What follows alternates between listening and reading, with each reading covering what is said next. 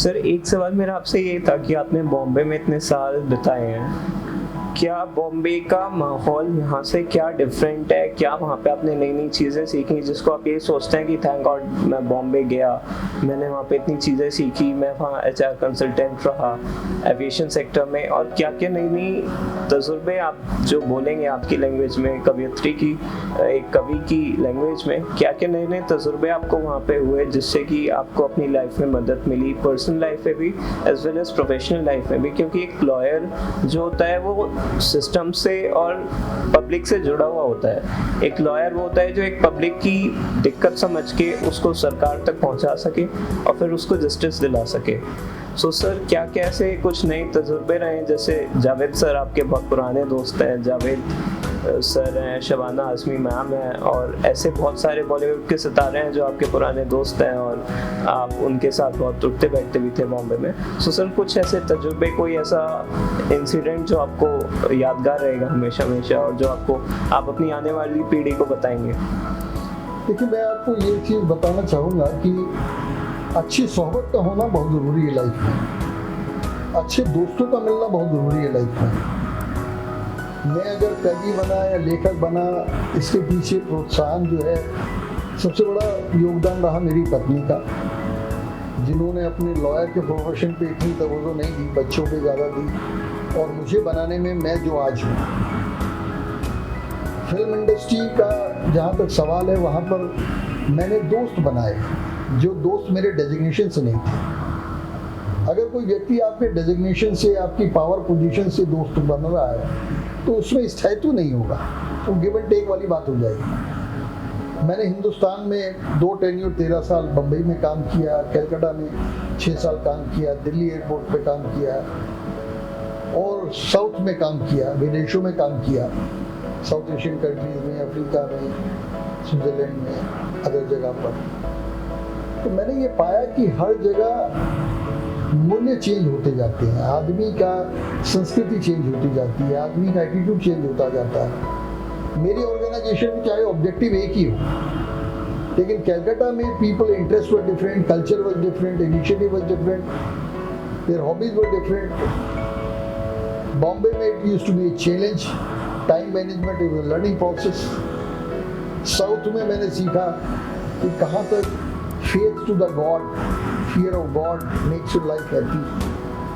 विदेशों में मैंने देखा कि how we are concerned more toward the work, forgetting about the personal things in life. Film industry का जहाँ तक सवाल है, वहाँ पर बहुत अच्छे इंसान भी मिले। सबसे बड़ी बात हुई, कैफी साहब से मुझे बहुत प्यार मिला, इतना प्यार मिला कि एज ए फैमिली मेम्बर उन्होंने ट्रीट किया हमेशा।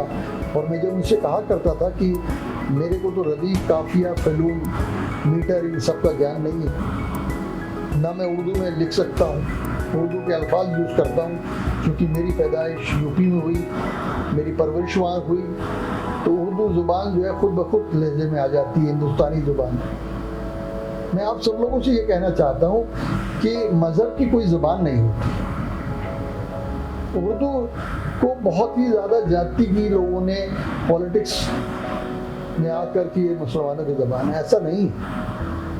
उर्दू हमारी ज़ुबान है, हिंदुस्तानी ज़ुबान है, जिसमें अरबी, फ़ारसी, संस्कृत, हिंदी सबके अल्फाज हैं। जब मैंने कैफी साहब से कहा कि फिर मेरी शायरी को आप कैसे उम्दा मानते हैं, कैसे अच्छी शायरी लिखी जाए, तो उन्होंने कहा गोयल साहब ऐसा है, अच्छी शायरी लिखने के लिए अच्छी ग्रामर का होना ज़रूरी नहीं है, अच्छा इंसान बनने की ज़रूरत है। तो मैंने कहा अच्छा इंसान कैसे बना जाए? तो कैफी साहब कहने लगे, देखिए जब कभी आपके जहन में किसी दूसरे का दर्द महसूस होने लगे, समझ लीजिए इंसानियत जाग रही है। जब आप दूसरे का दर्द अपने दिल में महसूस कर सकें, और ये बात मैंने गांठ बांध ली, मैं हेड ऑफ द डिपार्टमेंट की पोजीशन पर रहा एचआर में, जब कभी कोई ग्रीवांस लेके आदमी मेरे पास आया तो मैं भूल गया कि मैं डॉक्टर दिवाकर गोयल हूँ। मैं 30 सेकंड ये सोचता हूँ कि मैं वो व्यक्ति हूँ जो मेरे सामने खड़ा है। आज मैं इंटरव्यू दे रहा हूँ, आपके सामने हूँ, कैमरा मेरे सामने है, आप मेरे से सवाल पूछ रहे हैं, कहीं ना कहीं मेरे जहन में आप हैं, कहीं ना कहीं इस कैमरे को संचालन करने वाले उनकी एक्सपर्टीज मेरे जहन में है।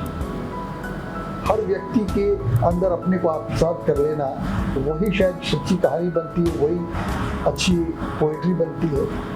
और जहाँ तक आपको मैं बताऊँ सक्सेस का, ये सोच लेना कि मैंने सब कुछ अचीव किया, ये तो फिर ज़िंदगी ख़त्म हो जाएगी। अगर ये पता लग गया कल क्या होने वाला है तो जीवन का मकसद नहीं रह जाएगा। Age is a number to me and I'm very fortunate. I got about 10,000 contacts in my mobile phone, live contacts of my students for last 30 years. तो किस एज तक आ गए, वो खुद भी कॉर्पोरेट्स बन गए। तो कहते हैं sir you are youngest among us. Youngest, I am over 60। Sir you are recycle teenager.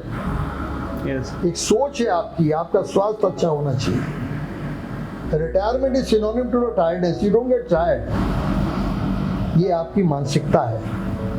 नहीं तो अच्छे शायर, आप गुलजार साहब की पोइट्री पढ़िए, आप फैज की पोइट्री पढ़िए, आप सोच सकते हैं कितना दर्द वो कहाँ से लाए, क्योंकि उन्होंने समाज से उस दर्द को बटोरा।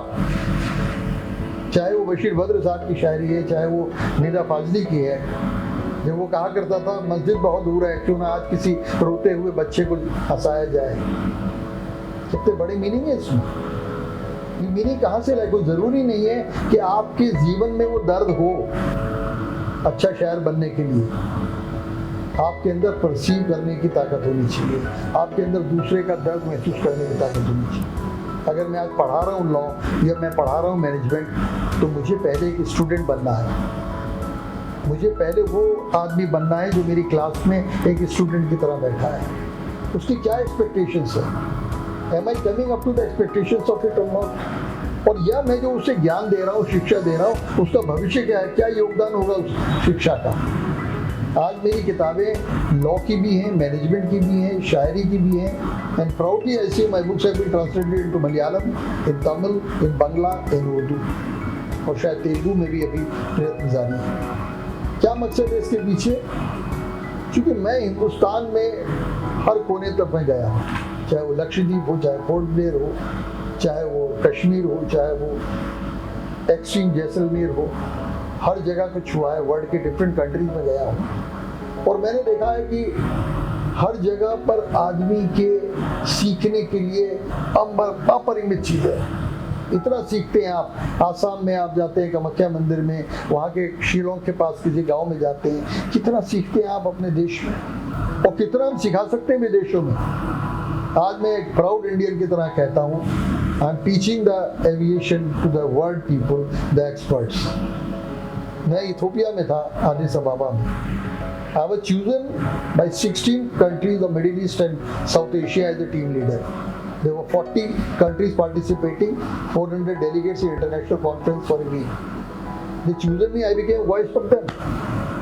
वहाँ मेरा फर्ज क्या था कि उन 14 कंट्रीज को अपने आप ले लेना है कि आई एम रिप्रेजेंटिंग देम, तो उनके सबके व्यू पॉइंट्स को लेके समराइज करना था और वर्ल्ड फोरम में आगे लाना था। तो मेरा कहना केवल ये है, जीवन में ये मत समझिए कि आप सक्सेस पा ली, आपने पोजीशन पा ली।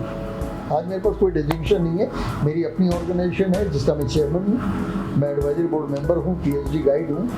ये सारी चीज़ें, इतनी सारी चीज़ें मैंने समेटी जहाँ कोई पावर एंड पोजीशन नहीं है। मेरी नॉलेज है, वही मेरी ताकत है, मेरे एक्सपीरियंस है, वही मेरी ताकत है। और मैं बड़े गर्व के साथ कहता हूँ कि पावर एंड पोजीशन जो मेरे पास रही गवर्नमेंट ऑफ इंडिया में काम करते हुए, उस सबसे मैंने बहुत कुछ सीखा। और ये सीखा कि इस पावर एंड पोजीशन से एक अच्छे इंसान के रूप में क्या इज्जत कमाई जा सकती। आज मैं हिंदुस्तान के किसी भी एयरपोर्ट में जाता हूँ तो 10 आदमी मुझे रिसीव करने आज भी आ जाते हैं। मेरी पत्नी कई बार कहती है कि आप तो रिटायर हो गए। फिर ये बॉम्बे एयरपोर्ट पे 15 आदमी आपको खड़े रिसीव करने के लिए, गाड़ी खड़ी है आपके पास, CISF वाले भी खड़े हैं, इमिग्रेशन में भी, VIP लॉन्च भी। ये सब कैसे? क्योंकि शायद एक मानवतावादी दृष्टिकोण जो मेरा रहा as a trainer, as a HR head, कहीं उनके दिल में जगह बना पाया। एज ए लॉयर ऑल्सो, आप सक्सेसफुल लॉयर तभी बन सकते हैं जब कैफी साहब की ज़बान में आप अच्छे इंसान, अच्छा इंसान ही आपकी खूबी हो सकती है। मेरा साथ रहा निदा फाजली से, नुसरत फतेह अली से, तो बहुत बेहतरीन इंसान थे। नौशाद साहब बहुत कम लोग जानते हैं, एक बहुत बड़े शायर भी थे। कविता कृष्णमूर्ति से, अनुराधा पटेल से, कंवलजीत से, रविंद्र जैन संगीतकार थे, बड़े अच्छे हमारी दोस्ती थी। कलकत्ता में सुनी गंगोपाध्याय हमारे बड़े अच्छे मित्र रहे। और मैंने कभी भी किसी व्यक्ति के पार्टी को देख के, उसके मजहब को देख के, धर्म को देख के दोस्ती नहीं बनाई। मेरी दोस्ती इंसानियत से थी। चाहे वो मोहम्मद सलीम हो सीपीएम के, चाहे वो सीताराम येचुरी हो सीपीएम के, कम्युनिस्ट पार्टी के लोगों से मेरा बहुत अंतरंग संबंध रहा। और उन लोगों के संबंध में ये रहा कि मैंने ये नहीं करा कि किसी पार्टी से मैं बात कर रहा हूँ, मैंने उस व्यक्ति से बात करी जो जिसके अंदर एक बेशकीमती इंसान था। और आज भी मेरा नजरिया यही है कि ये जरूरी नहीं है कितने बड़े आदमी को आप जानते हैं। जो भारत के राष्ट्रपति हैं आज, जो आज की बात आपको बता रहा हूँ पब्लिक प्लेटफॉर्म पे, 1982 से 86 तक मेरा उनसे बड़ा अच्छा संबंध रहा as a lawyer. He was a lawyer. I used to engage him as a law officer with some companies and we used to move to Supreme Court, High Court, Shri Ramnath Kovind. और एक इतना महान व्यक्ति है कि 2017 में जब वो गवर्नर थे बिहार के, मैं वहाँ लेक्चर देने के लिए गया था एयरपोर्ट पे। तो मैंने एयरपोर्ट मैनेजर से कहा कि वो कहाँ जा रहा है, बोला सब गवर्नर मूवमेंट है। मैंने कहा कौन है गवर्नर? उनका रामनाथ कोविंद साहब। मेरे दिमाग में एकदम आया, कहाँ 2017 और कहाँ 1985-86। मैंने कहा कहीं ये लॉयर तो नहीं थे, मालूम करो। हम कहाँ से? तो लॉयर थे। तो मैंने कहा एक कागज पे लिखो दिवाकर गोयल 1982-86 दिल्ली, और स्लिप एक गवर्नर साहब को भेज। आप यकीन नहीं मानेंगे, वहां से जवाब आया गवर्नर साहब 6 बजे आपसे मिलना चाहते हैं।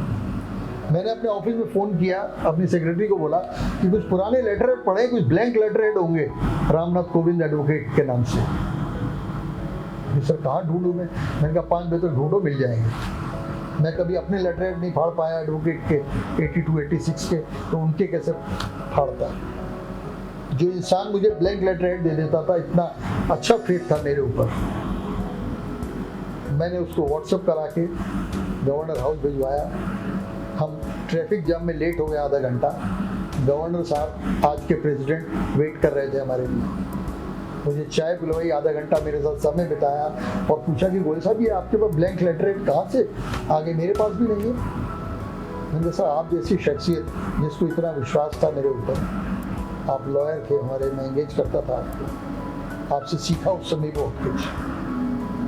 तो मैं कैसे भूल सकता हूँ ऐसे व्यक्ति को जिसको मुझ पर इतना ट्रस्ट था, मुझ पर इतना विश्वास था। आज भी मेरे पास वो लेटर हेड है। उसके बाद यकीन मानिए उन्होंने कहा कि मैं गवर्नर हूँ, मैं क्या कर सकता हूँ? मैं तो रिटायर होने वाला हूँ, मुझे तो इसलिए नहीं मिल रहा हूँ मैं आपसे कि मुझे कुछ चाहिए। मेरी पत्नी ने हमेशा मुझे सिखाया कि कभी किसी के पास, मेरे पिता ने भी ये सिखाया कि कभी दोस्ती ये सोच के मत करो कि तुम इससे क्या फायदा हो। ऐसा दोस्त बनाओ जीवन में कि अगर तुम्हें जरूरत हो तो खुद ब खुद कहे कि what I can do for you. और आप समझिए कि जब वो प्रेसिडेंट बन गए, उसके बाद में एक दिन भी उनसे मिलने नहीं गए। तो ये ना हो जाए कि 35 साल तक तो ये व्यक्ति कभी मिला नहीं, आज मुझे गवर्नर और प्रेसिडेंट देख के ये पुराना नाता याद दिला रहा है 82-86 का, तो मैं तो बहुत छोटा इंसान हो जाऊंगा। लेकिन हाँ, दिल में उस व्यक्ति के लिए मेरे जहन में इतनी ज़्यादा रिस्पेक्ट है कि जो आदमी गवर्नर बनने के बाद भी याद रख सका कि कोई व्यक्ति इतने साल पहले उसके साथ था, इसी को इंसानियत कहते हैं। हाँ, यकीन मैं बता रहा हूँ कि जब इनका प्रेसिडेंट का कार्यकाल पूरा हो जाएगा, उसके बाद मैं इनसे ज़रूर मिलूंगा और उसी गर्मजोशी के साथ मिलूंगा जो 1982-86 की थी। उन्होंने मुझसे कुछ हिंदी की किताबें मांगी थी, वो मैं हिंदी की किताबें दूंगा। और अभी मेरी 22 किताबें आ चुकी हैं, 3 किताबें और आ रही हैं। लॉयर, मैं किताबें क्यों लिखता हूँ, ये और आपको एक राज की बात आपने कहा था बताइए जो किसी को पता नहीं। लिखना एक भूख है मेरे लिए, कविता लिखना एक भूख है। कहानी अब लिख नहीं पाता क्योंकि बहुत परिश्रम का काम हो गया है। शादी के बाद 2-3 कहानियां लिखी जब मैं बोलता गया, मेरी पत्नी ने लिखा। कविताएं जरूर लिखी है, मॉरिशस में मेरी बेटी है, डॉक्टर है, वहां मैंने 20 कविताएं लिखी। मॉरिशस के इतने सुंदर समुद्र थे,